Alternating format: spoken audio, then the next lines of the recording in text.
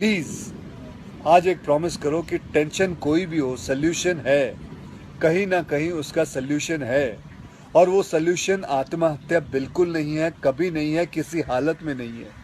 देखो, मैं कितना भी ज्ञान दे दूं, सोचना आपको खुद ही है कि आपकी जान आपकी सबसे कीमती चीज है।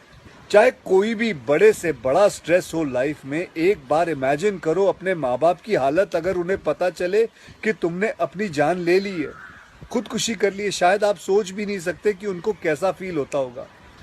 एकदम डायरेक्ट बोलूं, दिल से बोलूं, मेरा पहला नेशनल अवार्ड जो मुझे आज हमारे आदरणीय राष्ट्रपति जी के हाथों से मिलेगा, मैं बता नहीं सकता कि कितनी खुशी हो रही है। आपको पता है, जिस दिन इस नेशनल अवार्ड की अनाउंसमेंट हुई थी ना, उस दिन मैं अपनी माँ से बात करते हुए अपने बचपन का एक दिन याद कर रहा था, जिस दिन एग्जाम का रिजल्ट आया था और मेरे मार्क्स बिल्कुल अच्छे नहीं थे। आप लोगों से झूठ नहीं कहूंगा, मैं उस कक्षा में फेल हो गया था। रिपोर्ट कार्ड लाते हुए मैं ये सोच रहा था कि आज घर में बड़ी कुटाई होने वाली है यार। उस दिन मेरे पिताजी ने मुझे सामने बिठाया और बड़ी शांति से कहा, देखो बेटा, तुम करना क्या चाहते हो, ये बताओ मुझे, बताओ करना क्या चाहते हो। मैंने कहा, पापा, मैं स्पोर्ट्स में मन लगता है मेरा, मैं खेल कूद करना चाहता हूँ, खिलाड़ी बनना चाहता हूँ। उन्होंने कहा, ठीक है, फिर उसमें ध्यान दो, हम सपोर्ट करेंगे, साथ में थोड़ी पढ़ाई भी करो।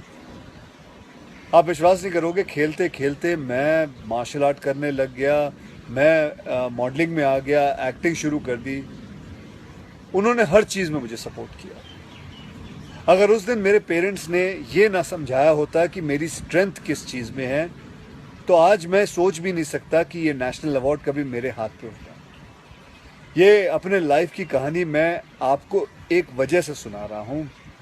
कुछ दिन पहले अखबार में मैंने पढ़ा था कि एक आईआईटी के स्टूडेंट्स ने फांसी लगा के आत्महत्या कर ली।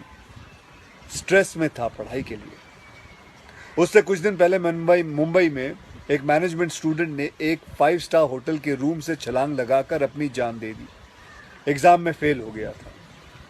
मैं कहीं ये भी पढ़ रहा था कि करीब 8 लाख लोग हर साल वर्ल्ड में अपनी जान खुद ले लेते हैं और उसमें तकरीबन 1.5 लाख लोग सिर्फ हिंदुस्तान से होते हैं। और यंग लोगों में आत्महत्या के सबसे बड़े कारण जो होती है वो होती है पढ़ाई या फिर रिलेशनशिप का स्ट्रेस। क्यों? तुम्हारी जान एक एग्जाम के मार्कशीट से सस्ती हो गई है? नहीं। ऐसा क्या पढ़ाई कर रहे हो? इससे तो देश के लिए सरहद पे जाके जान लगा दो दांव पे। चाहे कोई भी बड़े से बड़ा स्ट्रेस हो लाइफ में, एक बार इमेजिन करो अपने माँ बाप की हालत अगर उन्हें पता चले कि तुमने अपनी जान ले ली है, खुदकुशी कर ली है। शायद आप सोच भी नहीं सकते कि उनको कैसा फील होता होगा। मान लिया कि आपका स्ट्रेस बहुत बड़ा है, पर इतने हल्के में मत लो अपनी लाइफ को यार। आपको पैदा करने वालों को जिंदगी का सबसे बड़ा दुख दे के मत जाओ।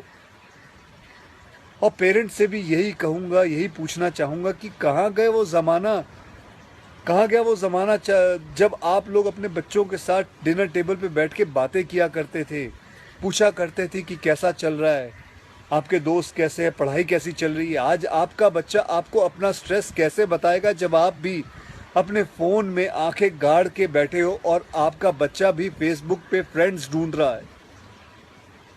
ऐसा क्यों ऐसा क्यों होता है कि जब बच्चे को हाथ पांव पे चोट लगती है तो आप फट से डॉक्टर को बुला लेते हो, लेकिन अगर उसे दिमाग में स्ट्रेस हो तो हम बस एक लेक्चर झाड़ देते, कहते थे बेटा नो, थिंक पॉजिटिव बेटा, थिंक पॉजिटिव। मेंटल हेल्थ के लिए भी डॉक्टर या काउंसलर से हेल्प लेना उतना ही ज़रूरी है जितना और किसी तकलीफ के लिए। इसमें कोई शर्म की बात नहीं है। देखो, मैं कितना भी ज्ञान दे दूं, सोचना आपको खुद ही है कि आपकी जान आपकी सबसे कीमती चीज़ है। कोई स्ट्रेस आए ना तो उसको बोल देना बहुत अच्छा है। अपने अंदर घुलना, उसको अंदर रखना, दबा के रखना बिल्कुल नहीं।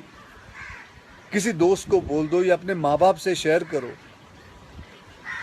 मेरे एक फ्रेंड ने उस दिन व्हाट्सएप पे एक बहुत काम की बात फॉरवर्ड की थी। एक हॉस्पिटल की ओपन हार्ट सर्जरी यूनिट के बाहर एक शेर लिखा हुआ था, मैं आपसे शेयर करना चाहता हूँ। वहाँ लिखा हुआ था कि अगर दिल खोल लेते अपने यारों के साथ तो आज खोलना ना पड़ता औजारों के साथ।